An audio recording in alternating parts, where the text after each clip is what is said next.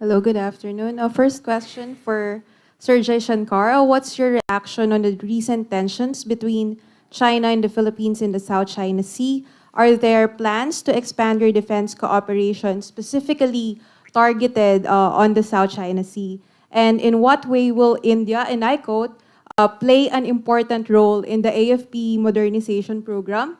And for Secretary Manalo, the Philippines claim on the South China Sea is grounded on the arbitral award, but China said they will never acknowledge the award. So what is in your diplomatic toolbox that can fix this dilemma? And last one, in connection again with the topic of the South China Sea, do Indian companies have existing or planned partnerships amid depleting gas reserves in Malampaya? And what do you think should be the strategy to make South China Sea an area for economic cooperation? Well, I think in my own statement, I've made 3 points very clear. One, that we regard UNCLOS 1982 as very important. We regard it as the constitution of the seas. Two, we believe that all parties must adhere to it, as I said, in its entirety, both in letter and spirit. And three, we firmly support Philippines in the upholding of its national sovereignty. So I think our position is very, very clear. Now, regarding defense, I would say, you need to look at that cooperation on its own merits. It is not necessarily linked to a particular situation. But it's natural today that two countries whose trust and comfort is growing so rapidly, that we would look at various new areas of cooperation, and certainly defense and security is one of them.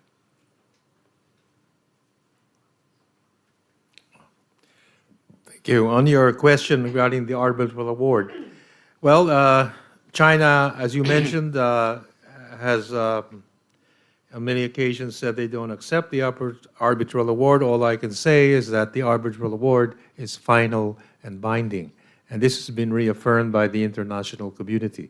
And I think I would probably leave my answer at that regarding the arbitral award. But of course, there are other parts of the international law which the Philippines is continuing to adhere to, and I understand the rest of the international community is continuing to adhere to, and that is the UNCLOS and the sovereign rights of the exclusive economic zones for each country, which is clearly indicated in the United Nations Convention on the Law of the Sea. And the Philippines will consistently and always reaffirm the need to abide by international law and also for international rules and regulations when it comes to the maritime area. And this is a message that we have consistently stated. And in fact, just most recently in this incident at the Ayungin Shoal, where China harassed and also prevented our ships from, tried to prevent our ships from resupplying our troops in Ayungin Shoal, we had messages of support from over 20 countries, governments, who clearly stated the importance of adhering to international law. So we are fully supported in that respect. So in answer to your question, we have consistently reasserted our rights in accordance with international law insofar as the issues in the South China Sea or West Philippine Sea are concerned. Thank you, Secretary and Minister. Jerome Morales, please, of Reuters. The last question. Good afternoon, ministers. To both ministers, my question would be again on the South China Sea, West Philippine Sea. So on the maritime dialogue that was mentioned, what do you plan to achieve with this? What will be the scope? Will there be more cooperation in terms of Coast Guard, maritime exercises, and are there conversations happening between Philippines and India on how the latter, how India can participate in Philippine modernization? And also, can you update us on the Philippines, India, and Japan trilateral mechanism?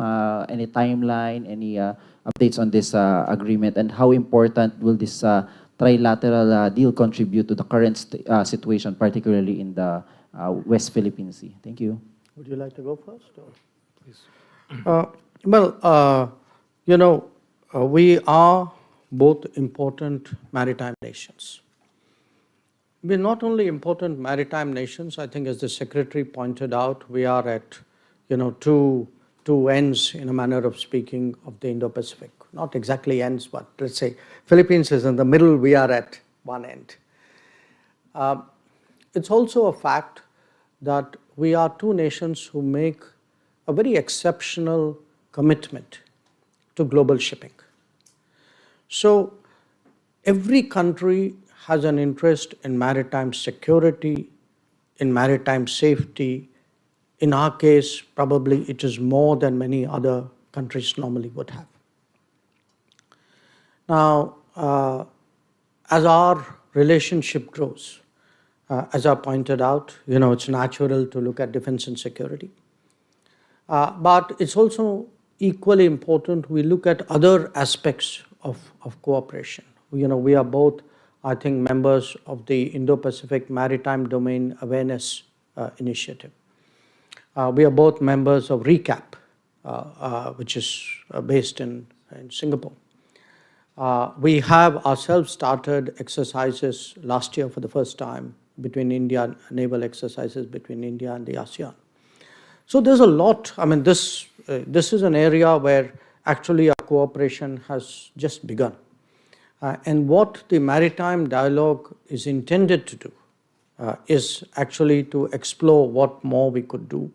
A good example is this Coast Guard vessel which has come into port in Manila. It's a pollution control vessel. I believe you've had some serious incidents of oil spills and other pollution challenges. So there's a lot of work to be done here. There's environmental work, there's ecological work, there's security work. And, at the end of the day, every country has the right to uphold and enforce its national sovereignty. And I think that is something that we have also discussed. Thank you. Well, I just have to follow up a bit on what Minister Jaishankar said. First of all, to give the proper context to the question, India and the Philippines have a very deep interest in ensuring a free, open, and inclusive Indo-Pacific Ocean. And it's on this region, and it is in this context that we are having extensive discussions regularly on defense cooperation, security cooperation, mainly also with a view to supporting an international rules-based order. And as if I could just follow up a bit what was said, we have already engaged in a number of training and joint defense committee meetings in order to see where we can bolster our cooperation. We have exchanged views not only in we have exchanged views on regional security developments, as well as various activities in the context of our defense engagement plan. And I understand Minister Jaishankar will also be meeting our defense officials and Coast Guard officials later, and they will be discussing other points of where cooperation might continue. Might continue. Just let me say that our cooperation is growing in the sense that not only are we considering newer activities such as training and joint committee meetings, but also exploring other ways where we can contribute to the security of both our countries, as well as to ensure that the Indo-Pacific region remains open and peaceful and is a region of peace and development. And I think it's in all these areas where we have also agreed to continue discussions through our various committees. So this is going to be an ongoing process as our relations in this area grow stronger and stronger. Concludes the joint press conference. We thank everyone for joining us this afternoon. We wish the Indian delegation all the best in their meetings in the Philippines. And thank you for joining us. Dynabad, good day. Good day to all. Thank you. Thank you.